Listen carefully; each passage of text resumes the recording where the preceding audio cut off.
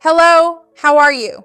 Many people complain about pain when walking, squatting, climbing stairs, that joint stiffness early in the morning, chronic body aches, and they think it's just because they're getting older, that everyone will go through this one day, that it's just part of life. But that's not exactly how it is. We know that this joint wear and tear isn't just a matter of age or time passing. This can also be related to your metabolic and inflammatory environment, and it can also be connected to the collagen in our own bodies.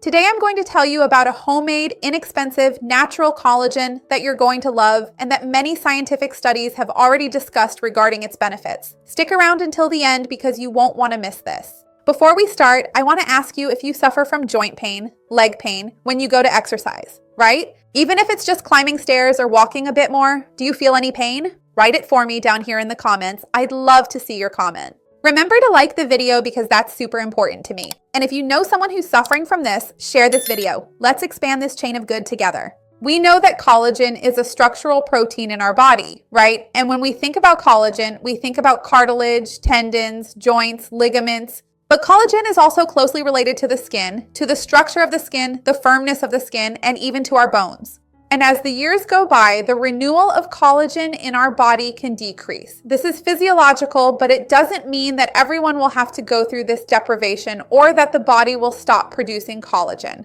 No, the body continues to produce it as long as it has the right building blocks of amino acids to make collagen in our body in an appropriate environment. This is very important. We know that people who have a more inflammatory bodily environment may also experience greater degradation of their collagen. One question that people always have for me, they always tell me that they have about collagen is, Patricia, after all, I've heard that collagen supplements don't work because we don't absorb a whole protein. Collagen is a protein, so it contains several amino acids and it won't be absorbed in the form of a whole protein. It will actually be absorbed as amino acids, as several amino acids that are broken down, peptides, and so on. So, for us to be able to turn these amino acids back into collagen inside our bodies, we need a favorable environment. That means some specific amino acids like glycine and proline, which are already present in the collagen you consume, vitamin C, certain minerals, and a less inflamed environment in your body, as I mentioned before, right?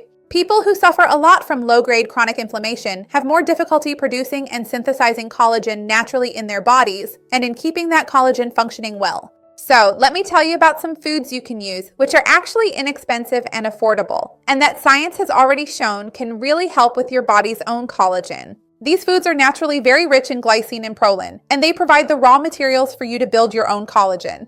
These two foods are unflavored, colorless gelatin with no sugar. I use it a lot in my recipes here. This gelatin is nothing more than cooked collagen itself.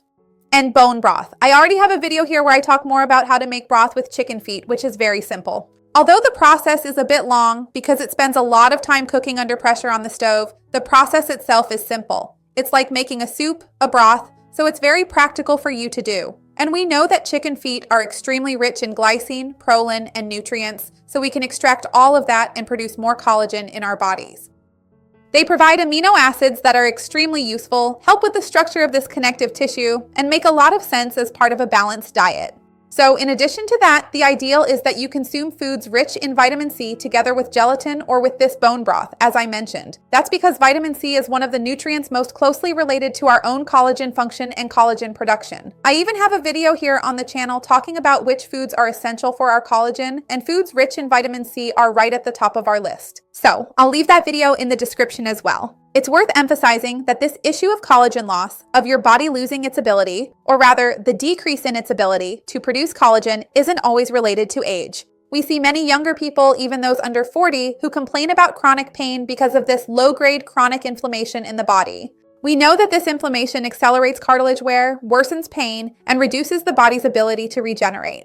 So consuming more foods that are naturally anti-inflammatory also helps. In fact, in my recipe for bone broth, the broth with chicken feet, I add a lot of turmeric and pepper, which are naturally anti-inflammatory and have been well studied for this potential. So other antioxidant foods can also help in a complementary way, and you don't need to consume them at the same time. But if you consume them throughout the day, you'll create a less inflammatory environment in your body. So fruits that are rich in polyphenols, like berries, for example, dark green vegetables, and natural bioactive compounds will help you reduce oxidative stress, protect your joint tissue, and can promote a healthier metabolic balance.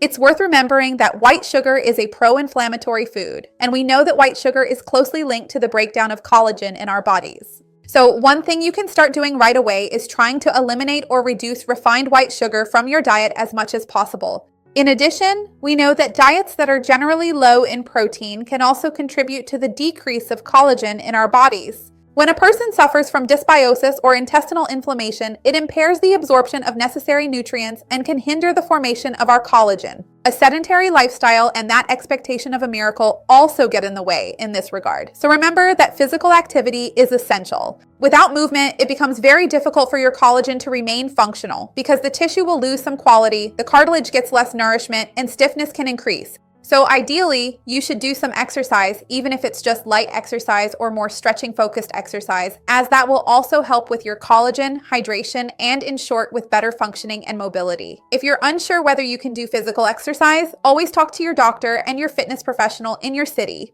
And remember, if you have persistent joint pain, swelling, loss of strength, or functional limitations, this should always be evaluated by a healthcare professional, okay? Remember that this video is for informational purposes only. Let me know if you were aware of this interesting role of gelatin and bone broth, if you already use them in your daily life, or if you plan to start using them. I would love to see your comment. Remember to like the video, it really helps me out, and share it with those who will enjoy it and those who need it. Let's work together to expand this chain of good. That's what I want on the channel. See you next time. Bye.